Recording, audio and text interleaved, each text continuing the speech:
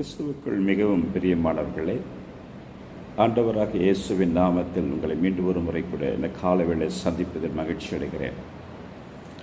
இன்றைக்கு தரிசனமுள்ள கண்கள் கர்த்தர் நமக்கு கொடுத்திருக்கிறார்.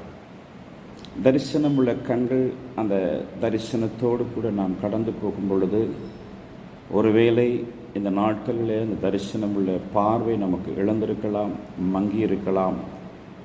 கர்த்தர் நிச்சயமாக இந்த நாட்களில் நமக்கு ஒரு புதிய உயிர் மீட்சியும் தரிசனத்தையும் புதுப்பிக்க கர்த்தர் வல்லவராயிருக்கிறார்.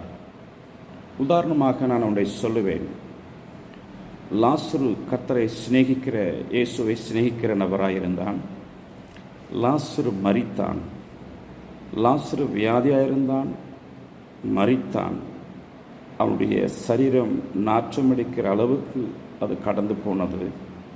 அவன் கண்களும் கூட முழுவதும் ஒளி இழந்ததாய் மாறியிருக்கும்.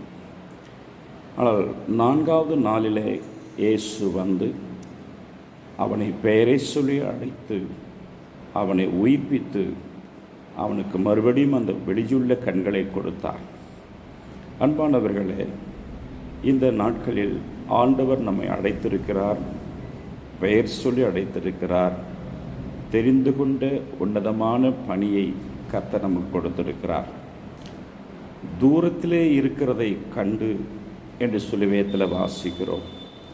உங்களுக்கு கொடுக்கப்பட்ட தரிசனத்தின் கண்கள் எப்பொழுதும் பாதுகாப்பாக இருக்கும்படி, அது நீங்கள் ஜாக்கிரதையாக இருக்கும்படிக்கு கர்த்தர் இந்த காலவேளை உங்களை உணர்த்துவாராக.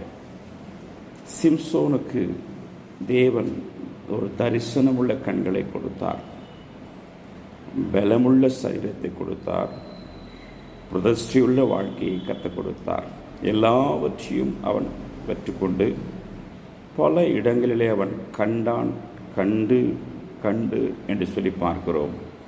தரிசனமுள்ள கண்களை வைத்து கொண்டு இந்த உலகத்தில் இருக்கிற பல்வேறு காரியங்களை காணும் பொழுது அந்த தரிசனமுள்ள கண்களுக்கு பாதிப்பு உண்டாகிறதை சிம்சோன் வாழ்க்கையை நாம் பார்க்கிறோம். எதிரிகள் அவனை பிடித்து விட்டார்கள். அவனை பிடித்த உடனே அவர்கள் செய்த காரியம், அவன் 2 கண்களையும் அவனை விட்டு வெளியே தோண்டி எடுத்து விட்டார்கள். லாசரு கண்கள் உயிர்ப்பிக்கப்பட்ட ஆண்டவர் சிம்சோனுக்கு பலத்தை கொடுத்தார், வல்லமையை கொடுத்தார். அவன் இழந்த முடி மறுபடியும் உயிர்ப்பித்து விளைக்கும்படி செய்தார். ஆனால் கண்களை கொடுக்க முடியவில்லை. அவன் வாழ்க்கை தோல்வியாய் தேசத்தில் முடிந்தது. எச்சரிக்கை.